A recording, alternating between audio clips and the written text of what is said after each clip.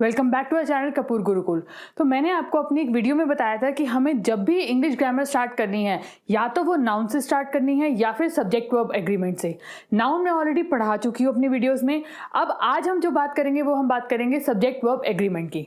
तो हमारे पास बोर्ड पे क्या लिखा है, सब्जेक्ट वर्ब एग्रीमेंट। तो जो जितना बोर्ड पे लिखा है सबसे पहले उसको समझ लेते हैं। सबसे पहले बात करेंगे पहले वर्ड यानी कि सब्जेक्ट की। अब सब्जेक्ट क्या होता है? सब्जेक्ट माने कर्ता, यानी कि जो काम कर रहा हो या फिर कह सकते हैं काम करने वाला। जो भी सेंटेंस में काम करने वाला है, जिसके बारे में बात हो रही है, वो क्या है? सब्जेक्ट है। अगले पे आते हैं वर्ब। वर्ब यानी काम या फिर कह सकते हैं एक्शन, यानी सेंटेंस में जो काम हो रहा हो या फिर जो एक्शन हो रहा हो, जो क्रिया हो रही हो, जो चीज हो रही हो, उसको कहेंगे वर्ब। सिंपल है। सब्जेक्ट और वर्ब ये दोनों चीजें, मेन फोकस हमारा इस चैप्टर पे सिर्फ सब्जेक्ट और वर्ब पे ही रहेगा। अब बात करते हैं तीसरे वर्ड की, यानी कि एग्रीमेंट। अब एग्रीमेंट का क्या मतलब होता है? एग्रीमेंट का मतलब होता है ये जो दोनों चीजें हैं इनके बीच में आपस में एग्रीमेंट होना चाहिए। चलो मैं आपको एक एग्जांपल देके समझाती हूँ, उससे बेटर समझ में आएगा। सबसे पहले हम एक सेंटेंस लेते हैं, ईशा इज टीचिंग दीपक। यहां पर ईशा क्या है? ईशा दीपक को पढ़ा रही है, यानी कि सब्जेक्ट क्या है? काम कौन कर रहा है? ईशा कर रही है, ईशा पढ़ा रही है। तो यहां पर ईशा क्या होगा? सब्जेक्ट होगा। अब क्या कर रही है? वो पढ़ा रही है। काम क्या हो रहा है? एक्शन क्या हो रहा है? पढ़ाना। तो पढ़ाना, टीचिंग क्या होगा? वर्ब होगा। अब बात करते हैं एग्रीमेंट की, यानी कि जो काम कर रहा है और जो काम हो रहा है उनके बीच में एग्रीमेंट होना चाहिए, यानी वो एक दूसरे के हिसाब से चलने चाहिए। दोनों में से एक भी अलग चला तो सेंटेंस बिल्कुल गलत हो जाएगा, नंबर 0 मिलेगा। देखो भाई, एग्रीमेंट जो होता है ना वो बिल्कुल हस्बैंड वाइफ की तरह होता है। अगर हस्बैंड वाइफ की तरह नहीं चलेगा तो भी गाड़ी खराब हो जाएगी, अगर वाइफ हस्बैंड के हिसाब से नहीं चलेगी तो भी गड़बड़ हो जाएगी। तो भाई अगर दोनों चीजों को साथ में चलाना है तो दोनों के बीच में एग्रीमेंट होना चाहिए। वही इसके बारे में बात हो रही है, यानी एक इसमें से सब्जेक्ट और एक इसमें से ये जो सब्जेक्ट है और जो एग्रीमेंट है वो हस्बैंड वाइफ की तरह है। दोनों को एक दूसरे के हिसाब से एग्री करके चलना पड़ेगा, दोनों के बीच में एग्रीमेंट होना चाहिए, तभी जो गाड़ी है वो ठीक से चलेगी, तभी सेंटेंस करेक्ट माना जाएगा। मैं जब आपको पढ़ाती हूँ तो बहुत सारी बुक से रेफर करके उनको सिंपल तरीके से कंपाइल करके आपको पढ़ाती हूँ। ऐसी ही एक बुक के बारे में आज मैं आपको बताऊंगी, वो है ये बुक। ये बहुत पतली सी बुक है, इसको आप एक तरीके से हैंड बुक कह सकते हो। देखो कितनी पतली सी बुक है ये। और इसमें क्या है, इसमें आपको ऑलमोस्ट सारे ग्रामर के रूल्स चैप्टर वाइज मिल जाएंगे। देखो सारे चैप्टर्स दे रखे हैं और सबसे मजे की बात इसमें ये है, आपको रूल्स तो दिखेंगे ही दिखेंगे, साथ में हर रूल के साथ पिछले ईयर के जो क्वेश्चंस हैं वो दे रखे हैं। तो आपके रूल्स तो प्रैक्टिस हो ही रही हैं, साथ साथ जो पिछले साल के जो क्वेश्चंस हैं वो भी प्रैक्टिस हो रहे हैं। तो डबल बेनिफिट है। इसका जो प्राइस है वो MRP 125 है। बाकी Amazon और फ्लिपकार्ट पे काफी डिस्काउंट चलते रहते हैं, आप देख लेना जाके। लिंक इसका मैं डिस्क्रिप्शन में दे दूंगी। भाई चेक करने के कोई पैसे है नहीं, अगर आपको अच्छी लगे तो ये बुक ले सकते हो। बाकी मेरे ख्याल से काफी सारे लोगों के पास होगी भी ये बुक। पढ़ने की बात करूं तो इस बुक को पढ़ने का एक बहुत अच्छा तरीका मैं आपको बताती हूँ। इसमें आपने क्या करना है, आप जब इस बुक को पढ़ोगे तो आपको लगेगा कि यार ये वाले रूल्स, कई सारे रूल्स मुझे आते हैं, लेकिन ऐसे बहुत सारे रूल्स आपको ये भी वैसे ही मिल सकते हैं जो आपको नहीं आते। ऐसे जो रूल्स होंगे जो आपको नहीं आते उनको आपने एक अलग पेन से मार्क कर लेना है, और जब आप रिवीजन करोगे तब आपने उन्हीं रूल्स पे ध्यान देना है, ताकि जो रूल्स नहीं आते वो भी आपके फटाफट से रिवाइज हो जाए। और एक और बढ़िया बात ये बता रही हूँ, ये वाली बुक सिर्फ इंग्लिश में ही नहीं बल्कि हिंदी में भी आती है। तो जो लोग हिंदी मीडियम में पढ़ना चाहते हैं वो भी इसको ले सकते हैं। इंग्लिश मीडियम, हिंदी मीडियम दोनों में ही अवेलेबल है ऑनलाइन। अब देखो, इस चैप्टर में मेन सिर्फ 2 चीजें ध्यान देने की हैं। वो क्या है? पहली चीज, जब आपका सब्जेक्ट सिंगुलर है तब आपका वर्ब भी सिंगुलर होना चाहिए, तभी आपका सेंटेंस करेक्ट होगा। दूसरी चीज, जब आपका सब्जेक्ट प्लूरल है तो आपका वर्ब भी कैसा होगा? प्लूरल ही होगा, यानी जैसा सब्जेक्ट वैसा वर्ब, जैसा सब्जेक्ट वैसा वर्ब। यही इसी चीज को क्या कहेंगे हम? एग्रीमेंट। इन दोनों के बीच में एग्रीमेंट होना चाहिए, एक दूसरे के हिसाब से चलेगा। ठीक है। इसमें कुछ एक्सेप्शंस आएंगे आगे आगे, जैसे मैं चैप्टर आपको समझाऊंगी, पढ़ाऊंगी, तब आपको इनके एक्सेप्शंस जो होंगे वो साथ के साथ बताती जाऊंगी, तो वो नोट करते जाना। और हाँ, एक और चीज, अगर आपने अभी तक कोई भी नोटबुक नहीं बनाई है ग्रामर की और ऐसे ही आप मेरी वीडियो देख रहे हो तो उसका कोई फायदा नहीं है। एक नोटबुक बनाओ, पेन लेके बैठो और जैसे जैसे मैं जो जो चीजें कराती जा रही हूँ उनको हाथ के साथ लिखते जाओ। तभी आपको, जब आप पेपर के टाइम पे रिवीजन करोगे तो आपको बहुत आसानी हो जाएगी और आपको दोबारा से सब कुछ करने की जरूरत नहीं पड़ेगी। तो चलिए शुरू करते हैं। अब इसको समझने के लिए हम एग्जाम्पल लेते हैं, सेंटेंस लेते हैं। Sita reads a book. Sita किताब पढ़ती है। सीता यहाँ पे कितने लोगों की बात हो रही है, काम करने वाला कौन है, सीता। कितनी है, सिंगुलर है या प्लूरल है, सिंगुलर है, एक ही लड़की की बात हो रही है, तो ये क्या है, सिंगुलर। अब भाई सब्जेक्ट तो हमारा सिंगुलर हो गया, तो हमारा जो वर्ब है वो कैसा होना चाहिए, वो भी तो सिंगुलर होना चाहिए, तभी तो एग्रीमेंट बनेगा दोनों के बीच में। तो हमारे यहाँ पर वर्ब क्या है, काम क्या हो रहा है, रीडिंग, रीड्स, तो ये कैसा होना चाहिए, बिल्कुल सीता के हिसाब से होना चाहिए, सिंगुलर होना चाहिए, और ये सिंगुलर ही है, यानी कि हमारा जो सेंटेंस है वो बिल्कुल करेक्ट है। समझ में आ गई बात। इसी तरीके से एक और सेंटेंस लेते हैं, शी ईट्स एन एप्पल, वो एप्पल खाती है। वो यहाँ पे एक ही लड़की की बात हो रही है, सिंगुलर की बात हो रही है, सब्जेक्ट हमारा क्या है, शी, है ना, सिंगुलर है, और हमारा एक्शन क्या हो रहा है, यानी कि हमारा वर्ब क्या है, ईट्स, और वो किस हिसाब से चलेगा, हमारे सब्जेक्ट के हिसाब से, यानी कि सिंगुलर होना चाहिए, और यहाँ पर ये सिंगुलर है। समझ में आ गई बात। तो ये एग्जाम्पल देके मैंने आपको समझाया है कि किस तरीके से सब्जेक्ट और वर्ब के बीच में एग्रीमेंट चलेगा। तो देखिए अभी तक हमने बात करी थी कि हमारा अगर सब्जेक्ट सिंगुलर है तो हमारा वर्ब भी क्या होगा, सिंगुलर होगा।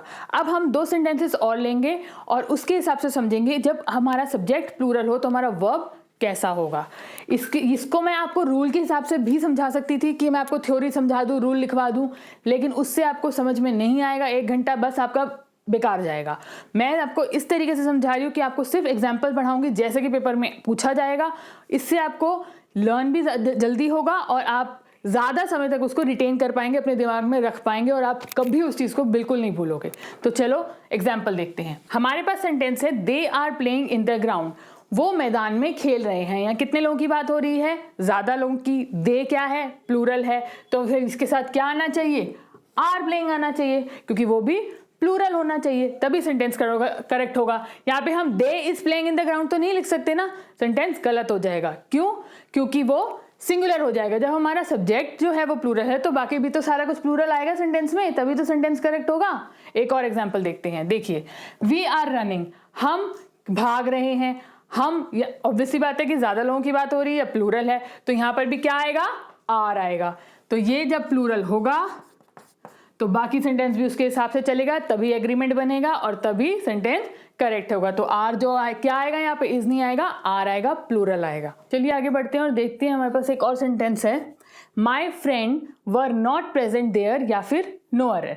ये वैसा ही तरीका है जैसा कि आपका एग्जाम में पूछा जाएगा। इसी तरीके से सेंटेंस आपके एग्जाम में आएगा और यही आपको ऑप्शंस दिए होंगे कि इनमें से कौन सी चीज को करेक्ट करोगे, या फिर इसमें सेंटेंस में कोई भी गलती नहीं है। तो देखिए, my friend were not present there या फिर नो एरर। सबसे पहले कोई भी सेंटेंस आपके सामने आया, आपने क्या करना है, सबसे पहले उसकी हिंदी बना लेनी है, क्योंकि जब हम उसकी हिंदी बना लेंगे ना तो हमारे को उसको समझने में और ज़्यादा आसानी हो जाएगी और हम कभी भी गलती नहीं करेंगे। तो सबसे पहले इस सेंटेंस की हिंदी बनाते हैं। माई फ्रेंड, मेरा दोस्त वहाँ प्रेजेंट नहीं थे, वहाँ मौजूद नहीं थे। मेरा दोस्त वहाँ मौजूद नहीं थे। क्या ये सेंटेंस सही लग रहा है? हिंदी तो सबको आती है, क्या ये सेंटेंस सही लग रहा है? नहीं। मेरा दोस्त, एक ही दोस्त की बात हो रही है, वहां नहीं थे क्यों लगाया? वहां नहीं था होना चाहिए था ना। तो बस यही गलती है यहाँ पर। माई फ्रेंड, वर की जगह क्या आएगा? क्योंकि यहाँ एक दोस्त की बात हो रही है तो वर की जगह क्या आना चाहिए?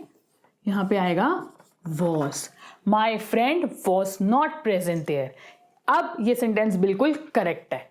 समझ में आ गई बात। इसी तरीके से पेपर में क्वेश्चन आएगा और इसी तरीके से आपने इसको करेक्ट करना है। यहाँ पे आपको ऑप्शंस दिए होंगे A B C D, तो आपने ये बताना है कि एरर कहाँ है। तो हमारा यहाँ पर A B, यहाँ पर कहाँ एरर है? B पार्ट में। तो इसको आप कह सकते हो रूल नंबर 1।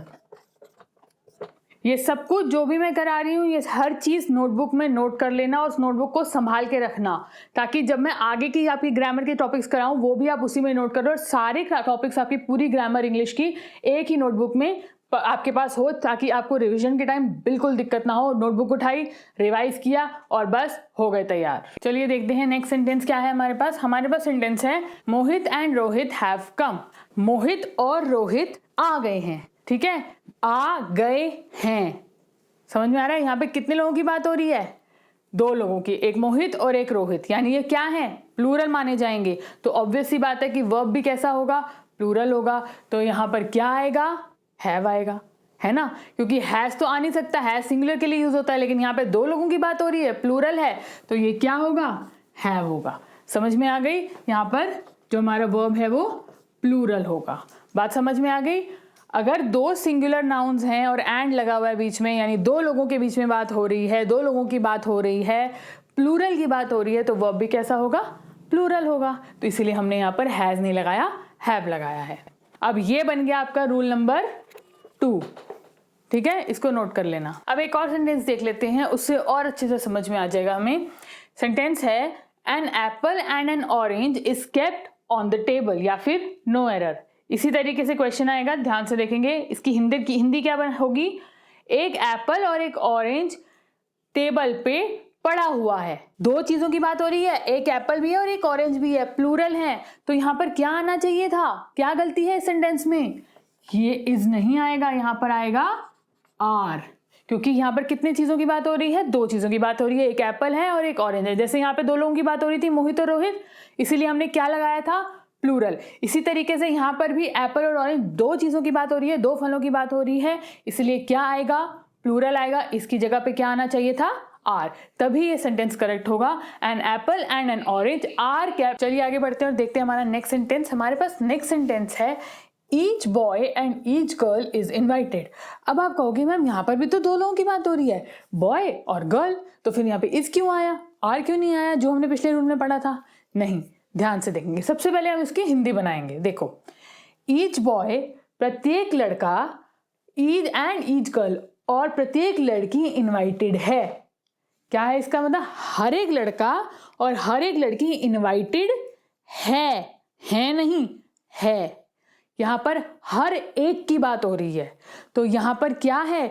ये आपका जब भी कभी ध्यान देना है, जब भी कभी सिंगुलर सब्जेक्ट, सिंगुलर नाउन हो आपके पास, लेकिन उनसे पहले ईच या एवरी लगा हो और बीच में ये एंड से जुड़े हुए हों, तो इनको सिंगुलर ट्रीट किया जाता है। और क्योंकि इनको सिंगुलर ट्रीट किया जाता है तो वर्ब भी कैसा होगा?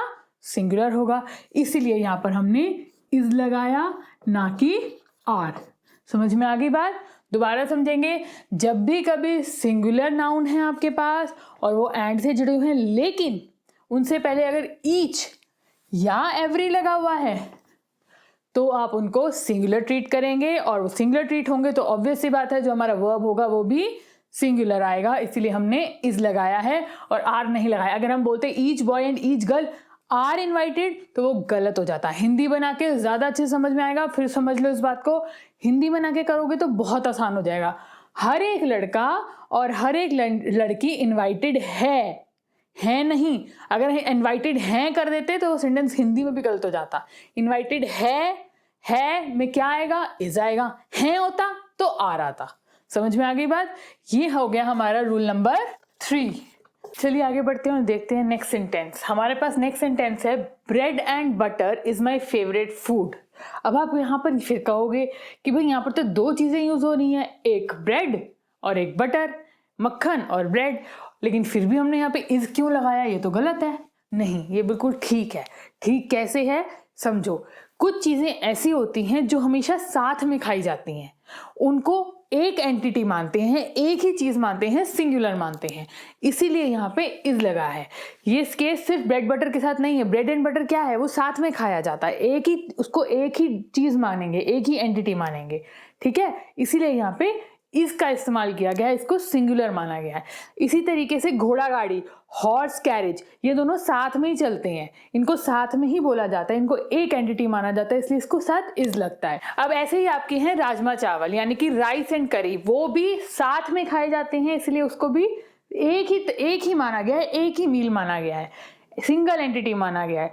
इसी तरीके से इसको भी हम क्या लेंगे? सिंगुलर लेंगे, उसके साथ भी क्या आएगा? इज आएगा। अगर पास्ट टेंस में यूज करें तो ऑब्वियसली वॉज आएगा, वर नहीं आएगा। समझ में आ गई बात?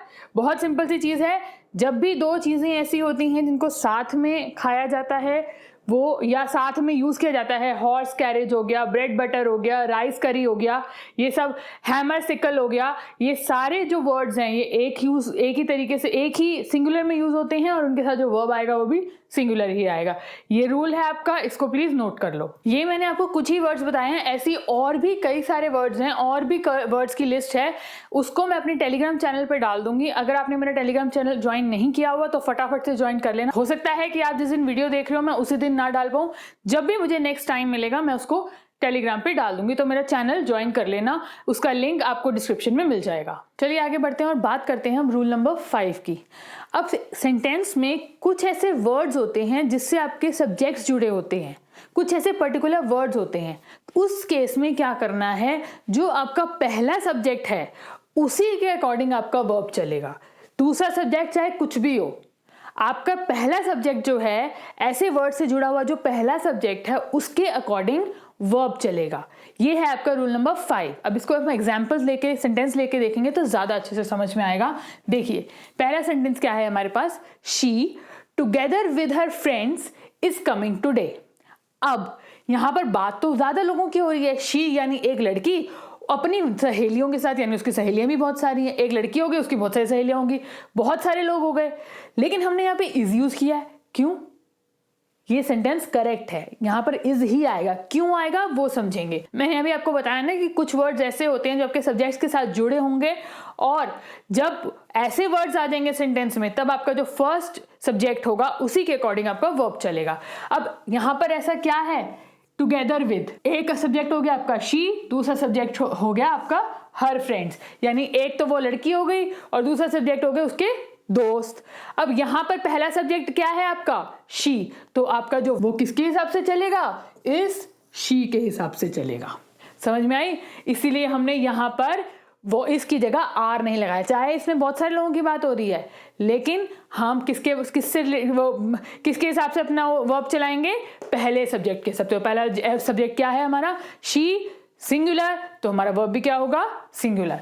तो यहां पर हमने she together with her friends is coming today, वो अपनी सहेलियों के साथ आ रही है, आ रही है नहीं, आ रही है। जब भी किसी सेंटेंस की हिंदी बना लोगे आपको इजीली समझ में आ जाएगा कि सेंटेंस में कहाँ गलती है।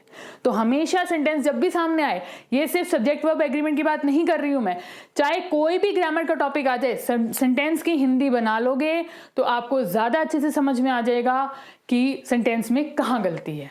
अगला सेंटेंस देखते हैं, You as well as your mother were looking beautiful. As well as. अब यहां पे वो कौन से वर्ड्स हैं जो आपके दोनों सब्जेक्ट के साथ जुड़े हुए हैं, ये वाले। एक सब्जेक्ट हो गया आपका you और दूसरा सब्जेक्ट हो गया आपका your mother। ठीक है, एक तो ये सब्जेक्ट है, एक ये सब्जेक्ट है। अब आप कहोगे कि मैम यहां पर तो प्लूरल आया है क्योंकि यहां पे दो लोगों की बात हो रही है। नहीं, ये प्लूरल इसलिए नहीं आया है क्योंकि ये दो लोगों की बात हो रही है। यहां प्लूरल इसलिए आया है, हमारा ये जो वर्ब है ये प्लूरल इसलिए है क्योंकि यू के साथ हमेशा वर लगता है, यू के साथ वॉज नहीं लगता। You were going, you was going नहीं होता, यू वर होता है। इसीलिए यहां पर भी क्या बात हो रही है, यहां पर भी जो हमारा वर्ब है वो पहले सब्जेक्ट के हिसाब से चल रहा है। ठीक है, अगर दूसरे सब्जेक्ट के हिसाब से चलता तो आता योर मदर वॉज, वर नहीं आता, योर मदर वॉज आता। लेकिन हम यहां पर पहले सब्जेक्ट के हिसाब से चलेंगे, इसीलिए यू के साथ क्या आएगा, वर आएगा। समझ में आ गई बात? फिर दोबारा से समझ लो, कुछ ऐसे वर्ड्स होते हैं जैसे together with, as well as, और ऐसे words in addition to, like, unlike, with, along with, led by, ऐसे और भी कई सारे वर्ड्स हैं। मेरे टेलीग्राम चैनल पे जाके देख लेना, उसको ज्वाइन कर लेना और वहां पर आपको ये सारे वर्ड्स की लिस्ट मिल जाएगी। ये तो सिर्फ कुछ ही लिखे हैं मैंने, ऐसे कई और वर्ड्स हैं।